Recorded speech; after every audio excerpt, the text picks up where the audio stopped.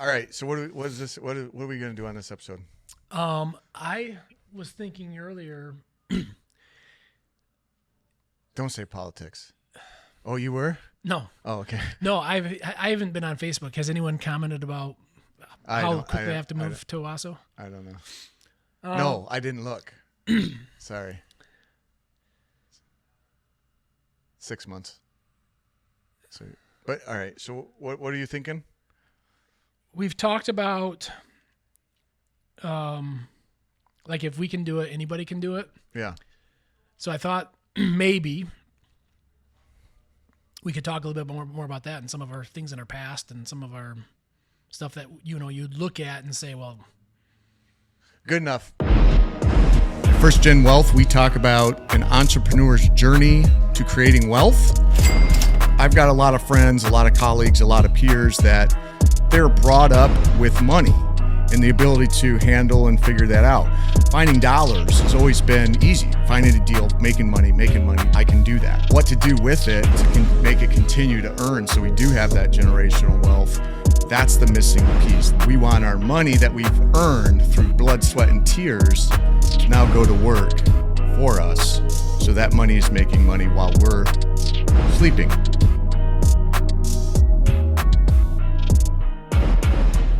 Welcome back to First Gen Wealth, episode 38. Maybe? 50? No, I haven't been doing this for... We got to be getting close to 50. I don't know. I'm Randy. This is my brother Jim over there.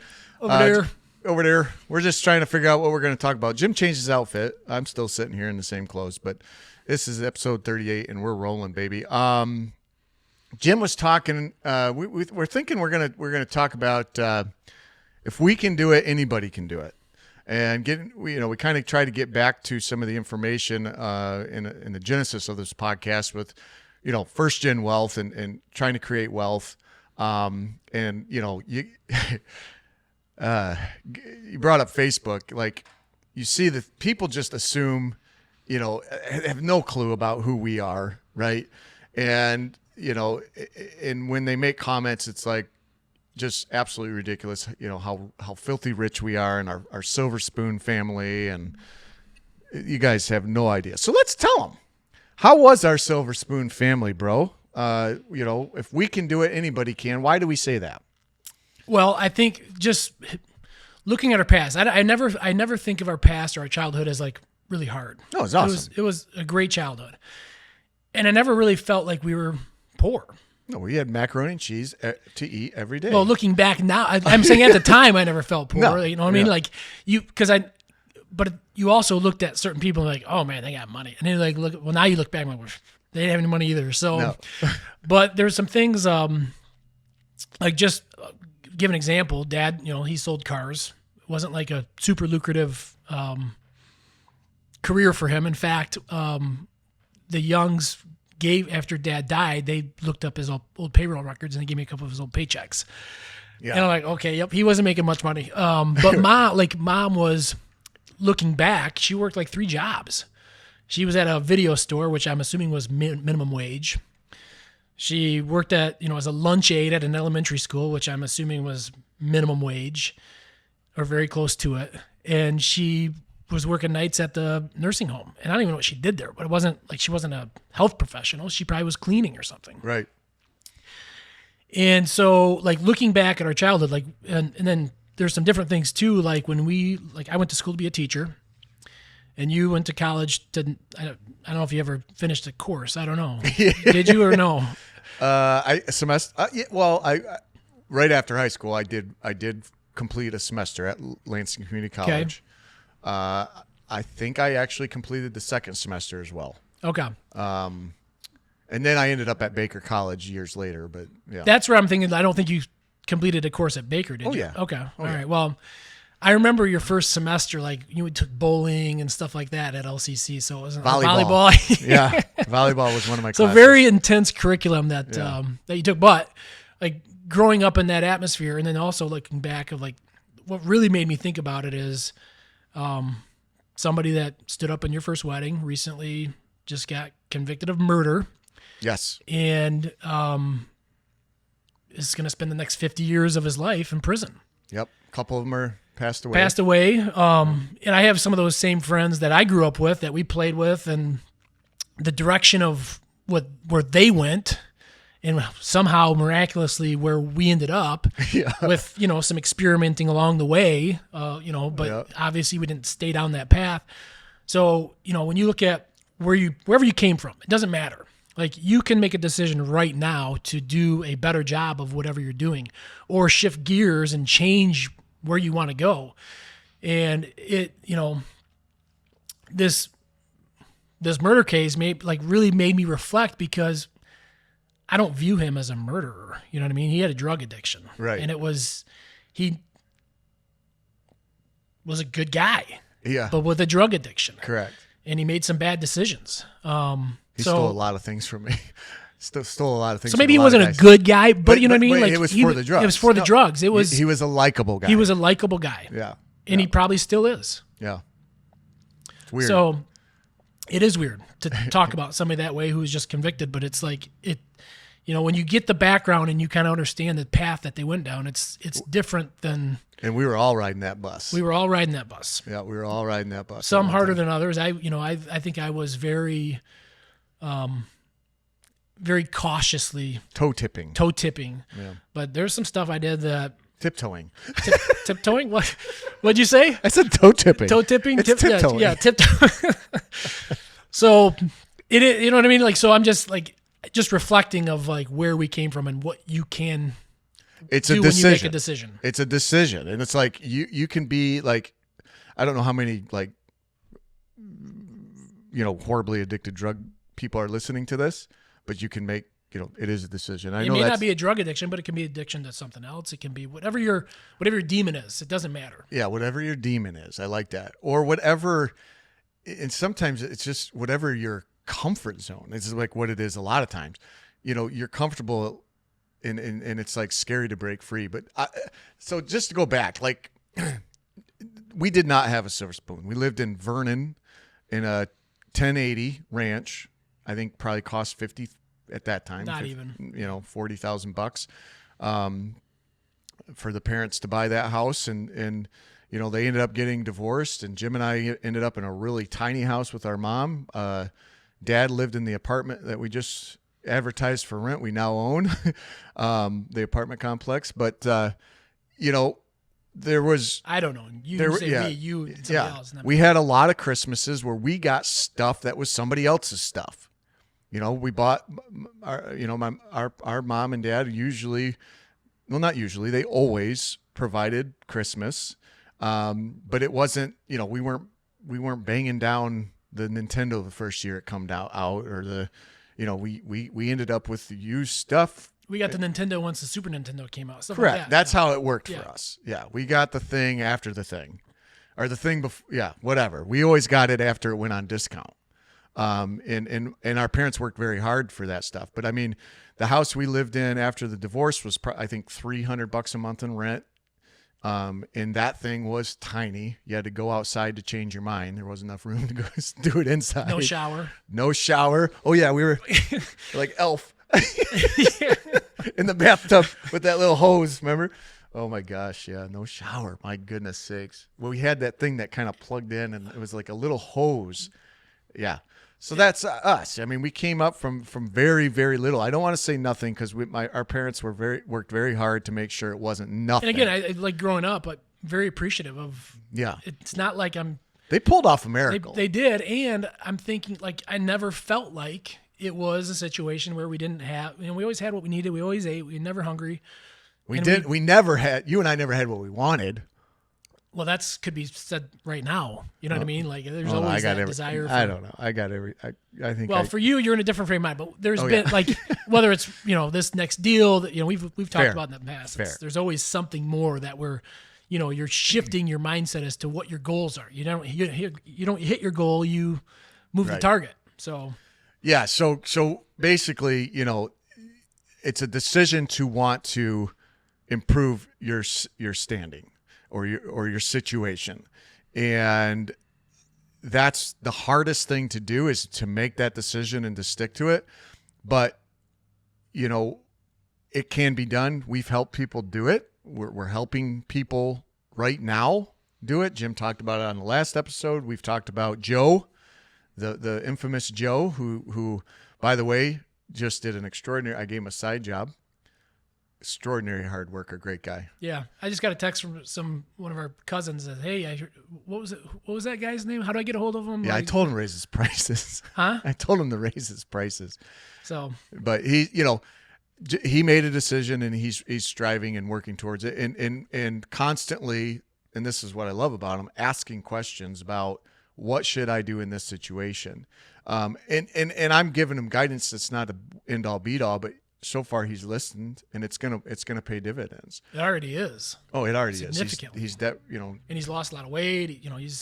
Looks good, feels good. Yeah, he's a great guy. Great guy. And he's gonna be wealthy one day because he made a decision, and not a guy that again came from a big wealthy family. It was just like us. We were. I mean, I would say lower middle class, and I don't even know if we were lower middle class. We may have been poor.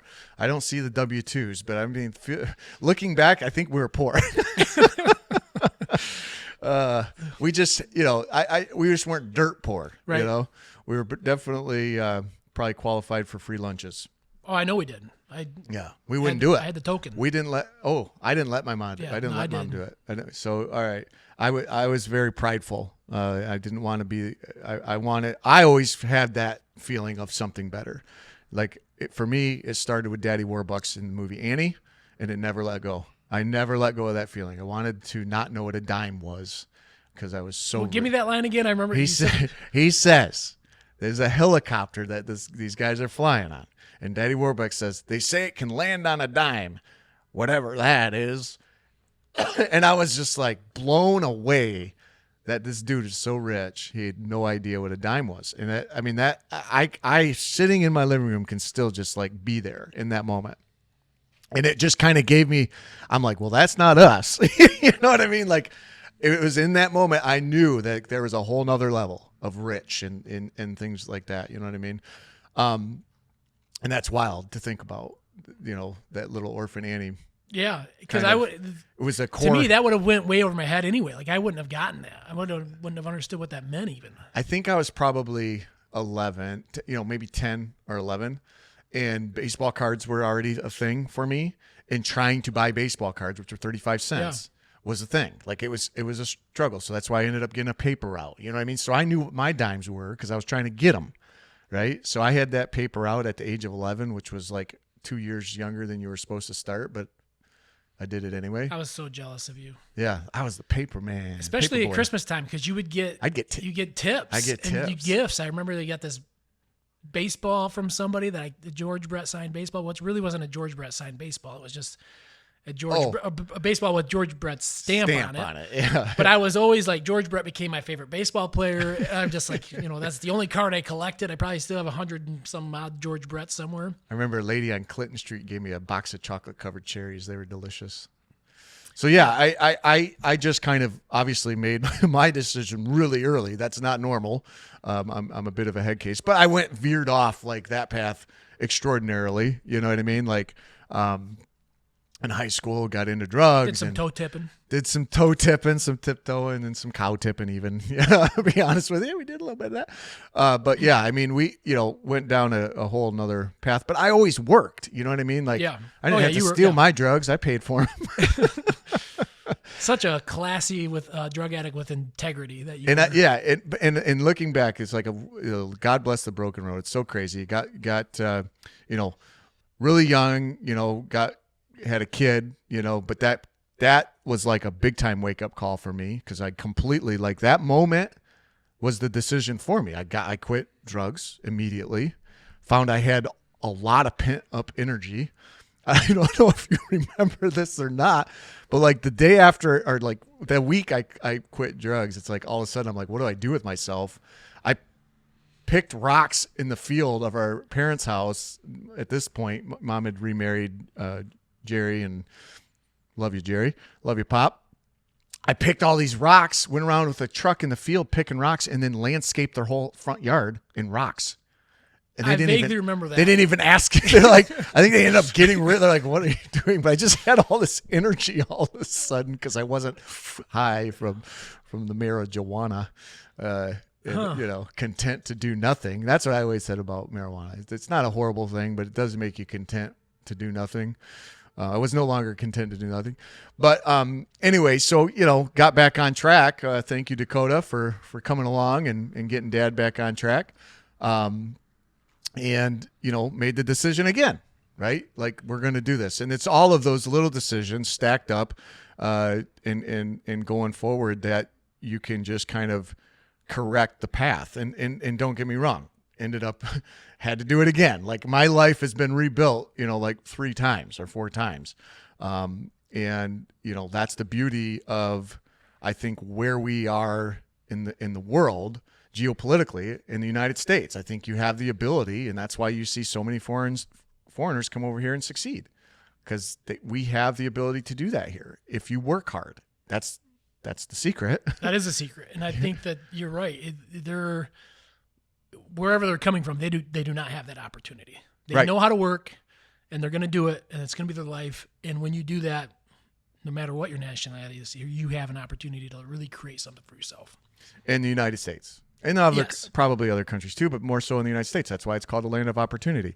And so you can literally tear your own life apart, because it's usually self-inflicted. Now, there's plenty of circumstances where it's not, but you can literally tear your life apart and then realize you can start right back over and build something, which is why, immigrants do better than us poor white folk out here, because we don't work hard. We get spoiled, and we just think we should have it. Well, you got to work for it. They understand that. The immigrants understand that. They work hard, and they get it. And they do better than us. They own party stores and hotel chains and real estate and you name it. I mean, it's like... And doctors and lawyers. Oh, dude, unbelievable. Yeah. They do the work, which doctors and lawyers, you want to talk about work, go to that college. you know what I mean? Like, not for me, but, it's for some people. And they do well, and you can too, is the point. And it doesn't matter where you are. You just got to have an attitude change and a decision made, and you can do it. Yeah, we've always talked about this. It starts with just one small step, and that's really it. The small step can be anything for anybody, but it first starts with a decision to make that step.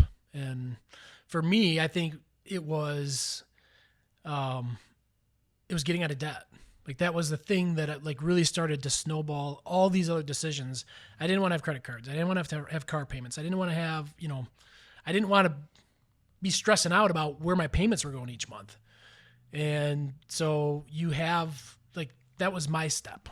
And that led to a whole other thing of, then you introduced me to commercial real estate. You also introduced me to residential real estate. But yeah, not so much a big fan of that anymore. Why are you laughing? Because there was mistakes were made. Yes. Yes. So last episode I talked about, buy something with zero down, and not a great idea in some circumstances when the property doesn't cash flow. Yeah. And you have to put a lot of work into it at that, right after that point. Yeah. Thanks for being my guinea pig there, bro.